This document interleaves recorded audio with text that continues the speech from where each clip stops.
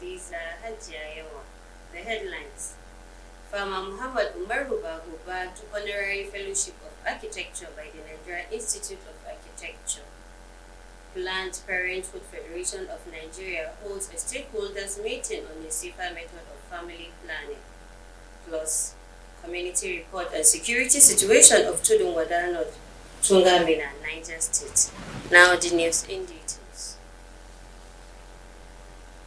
Former Governor Muhammad Umaru Bago has been presenting with a honorary fellowship of the Nigeria Institute of Architects, NIA. The investiture took place during a gala night in Abuja. The report. Former Governor Umaru Bago, who described his investitures as a push to serve humanity better, he commended the NIA for finding him worthy of the honor and promised to protect its integrity to ensure more success. The former governor was honored alongside the former president of Nigeria, Goodluck Ebele Jonathan. I just want to say thank you.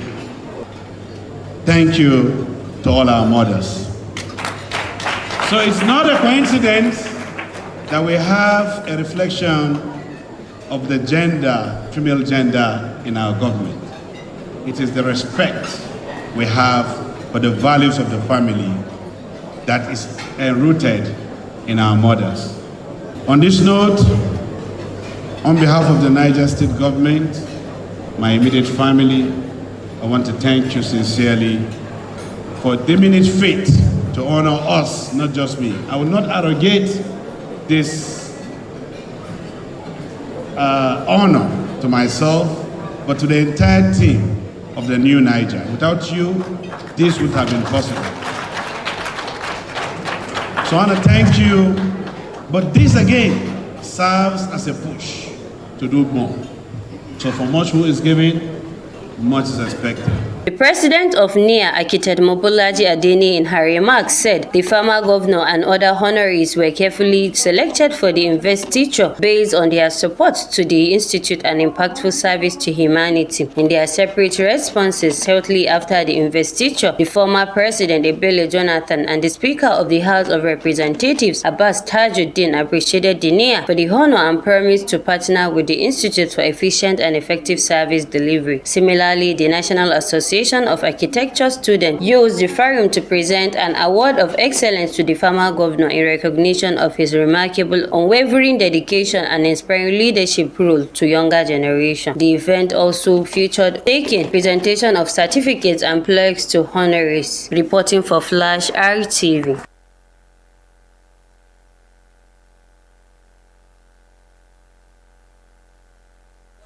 Planning Mustafa Indajo on his birthday.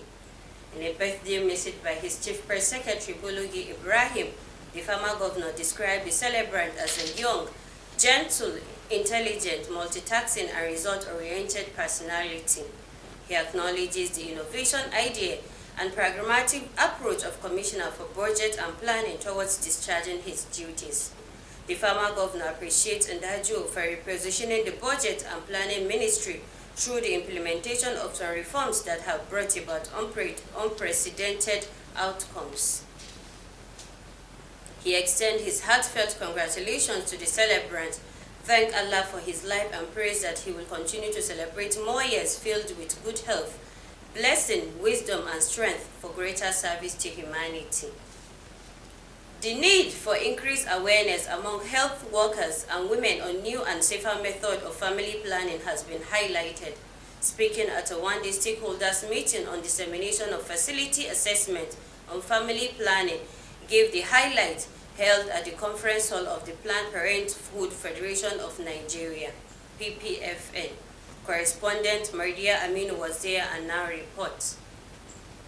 Meeting brought together health professionals on the dissemination of facilities assessment funding of family planning. The representative of Niger State Ministry of Tertiary and Primary Health Care, who spoke at the meeting, said the postpartum family planning to be implemented in 20 facilities through the PPFN is a welcome development. They all commended the PPFN for championing the cause and pledged their ministry readiness to support the project. Family planning is a welcome idea because if you look at the economic downturn of the country, the best way to go now is the family planning.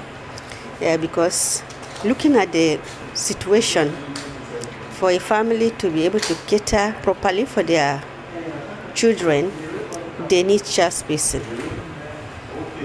Concerning the postpartum family planning that is going to be implemented in 20 facilities through the support of PPFN is welcome development to us, and I think first of its kind since I assumed the office of the State Family Planning Coordinator, that it is coming from PPFN. So I salute the leadership of PPFN under the leadership of Mr. John Chawa, who is the regional coordinator.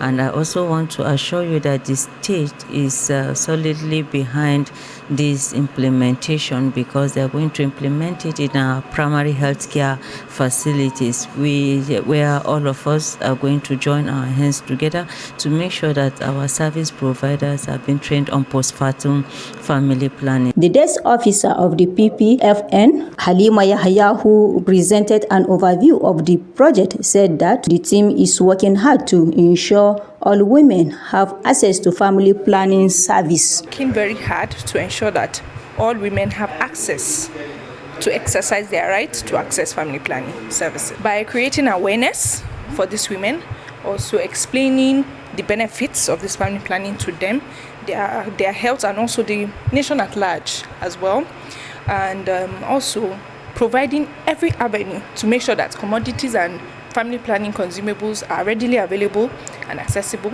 to these women.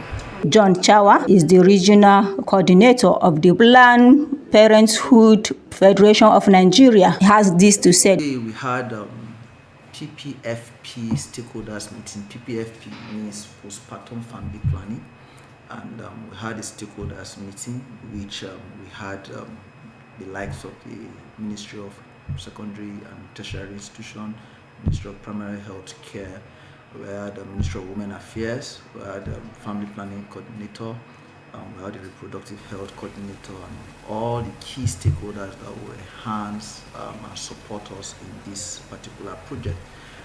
This project is carried out in Minna, that's Niger State, and Bauchi State as pilot. And we expect that at the outcome of this particular project, maybe the next 1-2 years, we should be able to scale up to other states, and especially in Niger, to other particular LGAs. I am Mardia Aminu Kofarguga, reporting for Flash RTV News. Miffed by the admission of error in the just concluded Unified Tertiary Matriculation Examination (UTME), some stakeholders have demanded the resignation of the Joint Admissions and Matriculation Board (JAM) Registrar, Professor Ishaq Oloyede, while the Academic Staff Union of Universities also has threatened legal action against the examination body over the massive failure which mostly affected candidates from the southeast. Following widespread complaint over alleged discrepancies in the released result, where the agency disclosed that out of the 1.9 million candidates who sat for the exam, 1.5 million, representing 78.9%, scored below 200. The examination body formally reviewed the results. And in a twist, Oloyede admitted error in the results released, which affected about 379,997 candidates. The Zamfara State Governor Dauda Lawal emphasized that Oloyede's acknowledgement of the mistake and willingness to offer a second chance demonstrate accountability and a commitment to rectifying the situation. He urged Nigerians to forgive him and focus on finding solutions to prevent similar incidents in the future. Nigeria's First Lady, Senator Oluremi Tinubu, reiterated the crucial role of agriculture in achieving food security, creating employment, and driving economic growth. This is just as she distributed farm inputs and financial grants to 400 farmers in Delta State under the Renewed Hope Initiative Agricultural Support Program, organized in collaboration with the You Matter Charity Foundation. The distribution was held in Asaba, the state capital. Mrs. Tinubu, represented by the wife of the Delta State Governor, Tobori Oberevuri, experienced delight at seeing women, young farmers in secondary schools, youth and cooperative groups becoming actively involved in farming. The essence of this initiative is to bring us back on track and increase food production across the nation. This is about feeding your family and sharing with your neighbors, she said.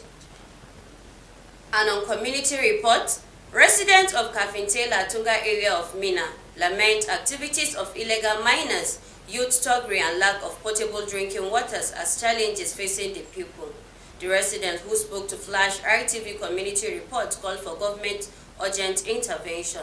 The report. The ward head of Tudunwada North, Kafintela Tunga Minna Umar Shaba, who highlighted some of the challenges facing the people, said thuggery among youth in area has remained a menace and source for concern. While blaming the situation on poor parenting, the ward head noted that he has set up a security committee with the mandate of flushing out perpetrators and handing them to security agencies.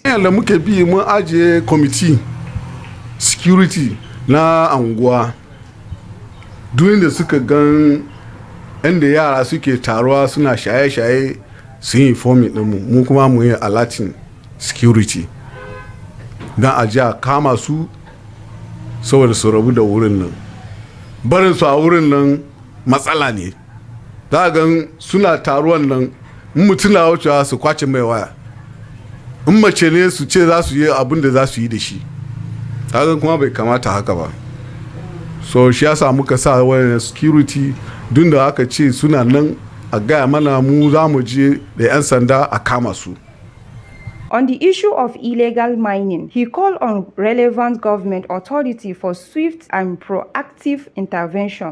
Matsalan su saboda shi gwamna ya kira mu kuma ya ba da doka akan irin wayan nan yan gan yaro da wuka ko da adda to in an kama shi fa a sa mashi abin ga na criminal is a criminal me yake yi da adda ina yawo da shara da rana ko da dare me yake yi da shi ba gona ba ko ba haka bane ba gona yake zuwa ba ka rike adda ina za ka da shi so da aka kama yaro da nan kama yaro da wuka ko da adda idan muka yi arrestin din shi 'yan sanda su mai da shi criminal case. Also speaking to Flash RTV News, a resident of the area, Joseph Oyinsika, said phone snatching has become a usual occurrence and called for urgent security measures. He called on government to provide street light in major roads in the area.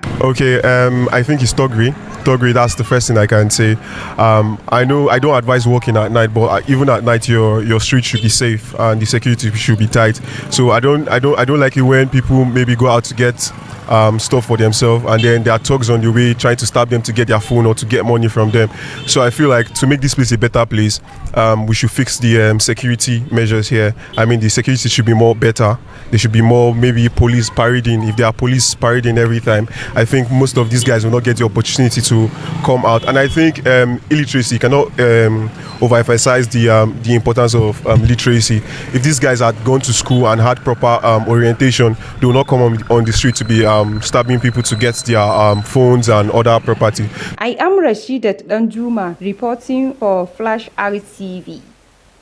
That is the size of our package on the news.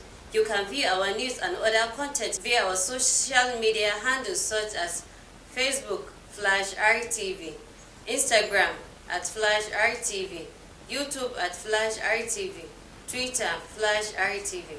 Thanks for watching.